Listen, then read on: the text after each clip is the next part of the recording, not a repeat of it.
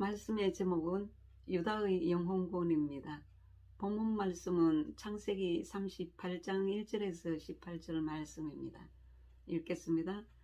그 후에 유다가 자기 형제들로부터 떠나 내려가서 아둘람 사람 히라와 가까이 하니라. 유다가 거기서 가나안 사람 수아라 하는 자의 딸을 보고 그를 데리고 동침하니 그가 임신하여 아들을 낳음에 유다가 그의 이름을 엘이라 하니라.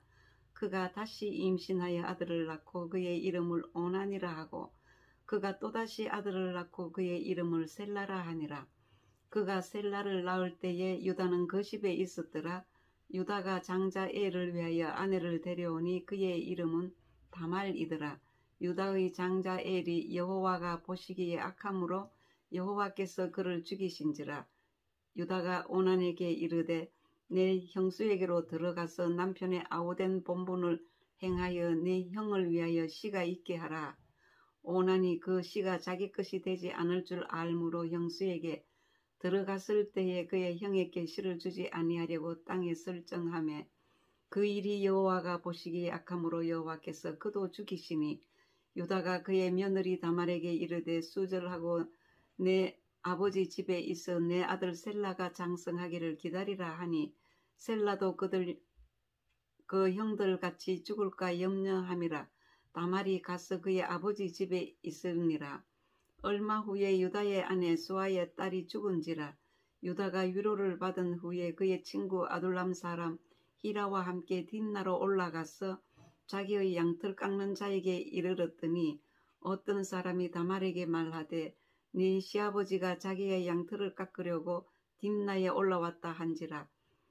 그가 그 과부의 의복을 벗고 너울로 그 얼굴을 가리고 몸을 휩싸고 뒷나 길 곁에 나인문에 앉으니 이는 셀라가 장성함을 보았어도 자기를 그의 아내로 주지 않았으므로 말미암음이라.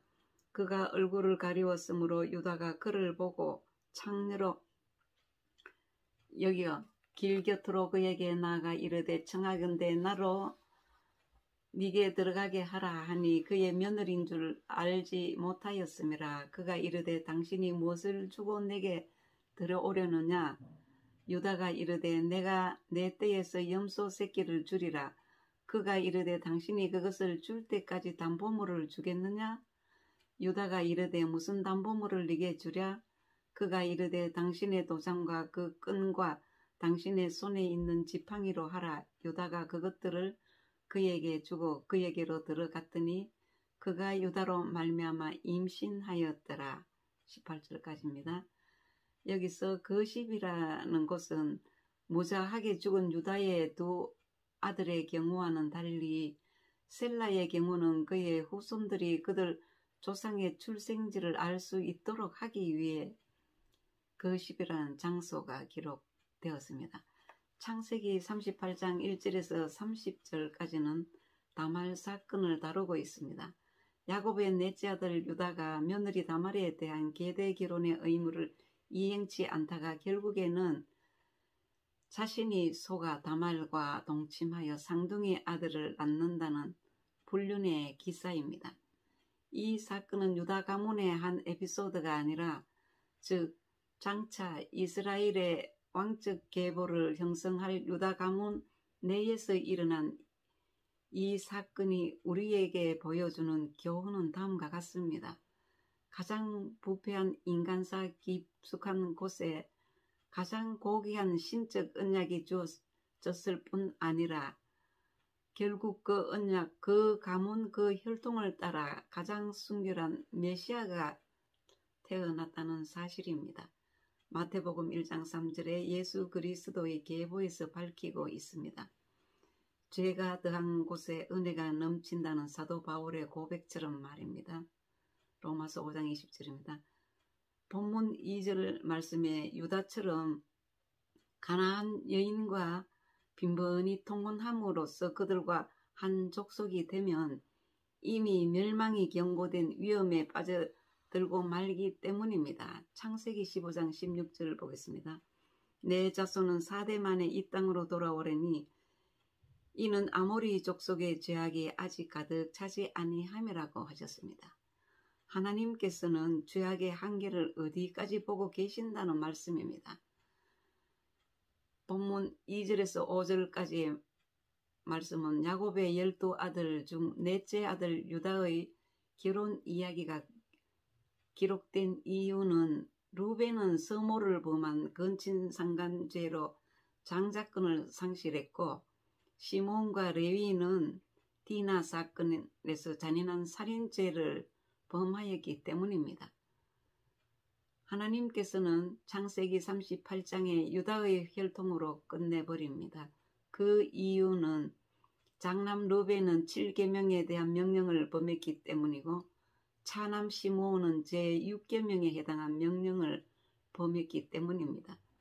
셋째 레위도 마찬가지로 제6계명을 범했습니다. 그러나 보다 뚜렷한 이유는 장차 유다의 혈통을 따른 후손 가운데에서 메시아가 출현하실 것이기 때문입니다.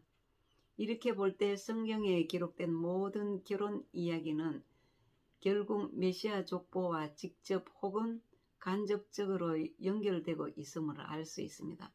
창세기 38장 8절에서 11절까지는 계대 결혼에 대해서 말씀드리겠습니다. 계대 결혼은 가문과 혈통의 존속을 존중했고, 고대 문화권에서는 계대 결혼이란 제도가 있었습니다. 이 제도는 후사 없이 죽은 형제의 대를 이어주기 위하여 다른 형제가 그 죽은 형제의 부인과 결혼하여 아들을 낳아주던 풍습을 말합니다. 이 제도의 목적은 자식 없이 불쌍히 죽은 형제의 가문을 일으켜 세우고 그의 가족과 이름을 기억하게 하고 보존케 하려는 데 있었습니다. 따라서 다른 형제는 긍휼과 희생 그리고 형제 애로서 이 의무를 준수해야 했던 것입니다. 이 계대 결혼을 통하여 후사를 보게 되면 이 아들이 법적으로 죽은 아버지의 모든 권한을 정식으로 이어받게 됩니다. 훗날 이 제도는 모세의 법전에도 나타납니다. 신명기 25장에서 말입니다. 만약 시동생이 과부인 형수와 결혼하기를 싫어할 때는 공중 앞에서 심한 모욕을 주었습니다. 계대 결혼 피해자 처벌법이었습니다. 이 말씀들은. 이제 본문으로 들어가겠습니다. 성경은 문제 있던 것을 회복시키는 것입니다. 창세기 38장 1절에 보면 자기 형제로부터 떠나 내려가사 유다가 형제들로부터 떠남으로 문제가 발생했습니다. 떠나 내려감으로 문제가 발생한 사람들이 여러 명 있습니다. 2절 보겠습니다. 유다가 거기서 가나안 사람 수아라 하는 자의 딸을 보고 그를 데리고 동침하니 유다가 내려가서 가나안 사람 수아의 딸을 만난 것이 문제가 되었습니다. 사사기 14장 1절에 보면 삼손이 딥나에 내려가서 거기서 블레셋 사람의 딸들 중에서 한 여자를 보고 삼손은 블레셋에 내려감으로 인하여 자신의 모든 것과 하나님의 영광까지도 잃고 결국 죽음을 당했습니다. 그리고 여리고로 내려가다가 강도 만난 사람도 있었습니다. 나오미의 남편 엘리멜릭은 베들레헴에 흉년이 들어 살기가 힘들어지자 두 아들과 아내를 데리고 모압 지방으로 내려가서 거기서 엘리멜렉과 두 아들은 죽었습니다.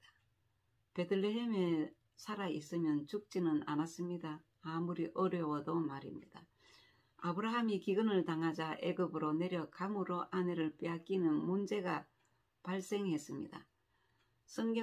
성경의 규칙은 내려감으로 문제가 발생합니다. 성경은 예루살렘으로 올라간다고 말을 합니다. 하늘이라는 뜻입니다. 여리고로 내려간다고 합니다. 여리고는 세상을 말합니다. 우리의 영은 영의 생각과 육신의 생각이 있습니다. 천국은 육신의 생각을 가지고 있으면 교회 안에 있어도 문제가 생깁니다. 유다 이야기가 아니고 육체 이야기도 아니고 실제 상황을 통해 보여줍니다. 모든 성경은 영의 생각을 말하고자 합니다.